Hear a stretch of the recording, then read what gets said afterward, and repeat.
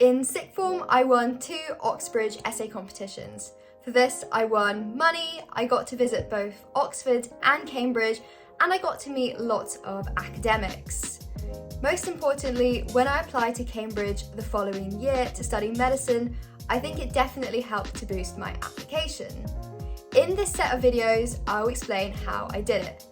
So in the first video, I'll explain about my experiences of winning these essay competitions, which essays I did, and what I ended up winning. In the second video, I'll give you some specific advice on how to win an Oxbridge essay competition, especially focusing on how to choose a question, how to choose an essay competition, and a few secret top tips for you guys. And in the third video, I'll be talking you through how to write a prize-winning essay, which will stand out to the examiners. So feel free to jump to whatever section or video you think will be most useful to you. Okay, so this is the second video in the series. This one is on specific tips on targeting an Oxbridge essay competition, but it should be applicable to any sorts of essay competitions that you're entering. So the main points that I'm going to cover today are how to choose an essay competition, because not all of them are made equally, how to choose an essay question if there are multiple questions that you can choose from. I'll also be talking about things to look out for, like eligibility criteria, and then a few bonus tips at the end, so stay tuned for those. Okay, so the first point I want to talk about is the choice of competition. This is important for 3 main reasons. Okay, so one of the big considerations is the number of winners. So some essay competitions will just have one overall winner, whereas others will have multiple. So in the case of the Velicott Essay Prize, which is one of the ones I entered, and I've talked about in my story time of my essay competition wins in the previous video, that one had about 10 to 15 winners per essay prize, and that just maximizes your chances of winning.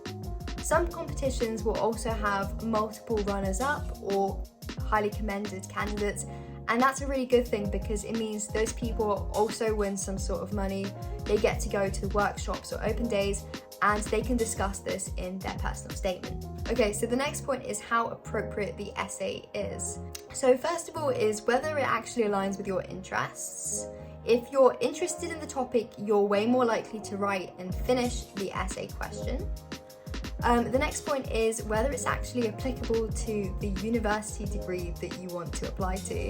If you've written like hundreds of essays about completely irrelevant topics, it's going to be really difficult to use those in your personal statement and explain that you're still really interested in the course that you want to apply to. So forming a link would be really difficult.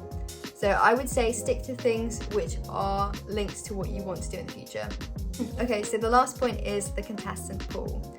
So with some essay competitions, they're open to just a specific age group. So with a lot of the Oxbridge essay prizes, those are open to specific age categories, so often just year 12 students. And that means that the candidate pool is often smaller and a lot more evenly matched.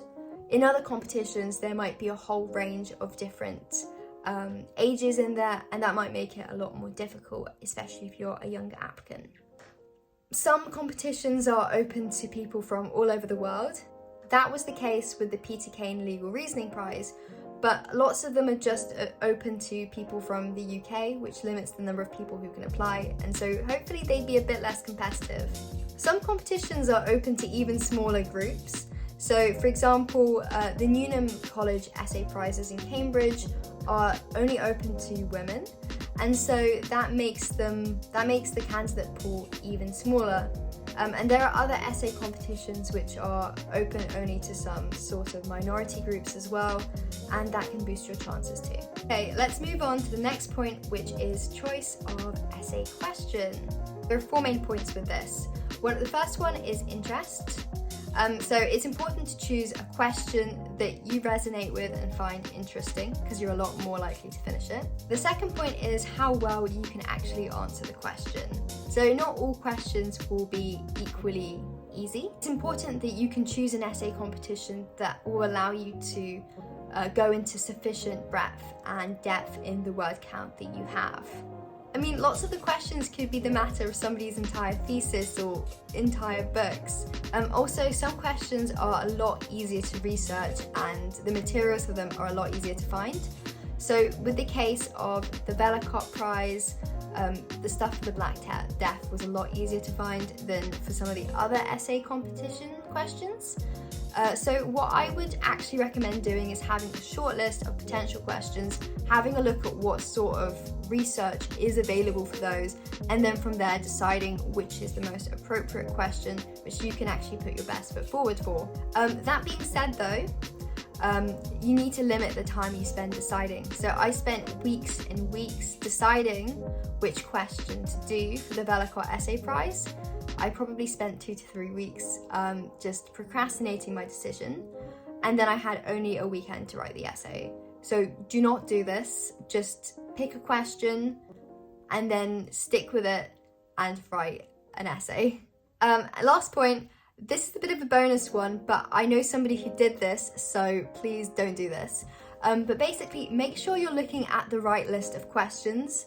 So when I was there for the Vellacott Essay Prize Winners' Day, there was a boy I met who had written an essay for one of the previous year's questions and then had to rewrite a completely new essay for this year's entry, and somehow he won, even having written both essays. I mean, who knows, maybe it was good practice, but that just creates so much additional work for you. Just double check that you're looking at the right questions for the right year. It's just such an easy mistake to make otherwise. Before all of these competitions, make sure you have a look at the eligibility criteria. So some of them will have certain caps based on the number of applicants by school. So I think for the Vellacott, it's something like 3 applicants per school for each of the essay prizes. So 3 for Vellacott, 3 for Kelvin.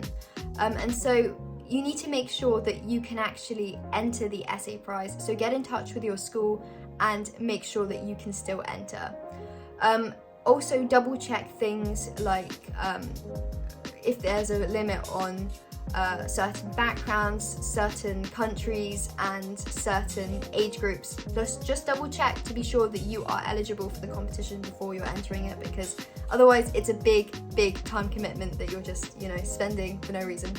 Okay, so my bonus top tips are to read the advice that the essay competition gives. They will often have lots of information about how they want the essay to be structured, about the length, and about how they want their references done. This is essential that you read, so definitely take a look at this before entering the competition. And then my bonus point for what I think the most important thing you can do is to read the previous winners' essays. And that's because by seeing what's won in the past, you can see what the judges actually like. You can see whether the examiners like things like certain stylistic choices, certain structures, using subtitles, the use of diagrams, all of these things, and that can help you with your essay, so you can replicate it and make it similar to that and then hopefully win. There will often be examples from previous essay winners on the website itself, but sometimes there won't, and you will have to do a little bit more digging around. Sometimes schools will share the essays of students who have won these essay prizes. Sometimes you'll be able to find these online from other people who have won, but it's definitely worth taking a look.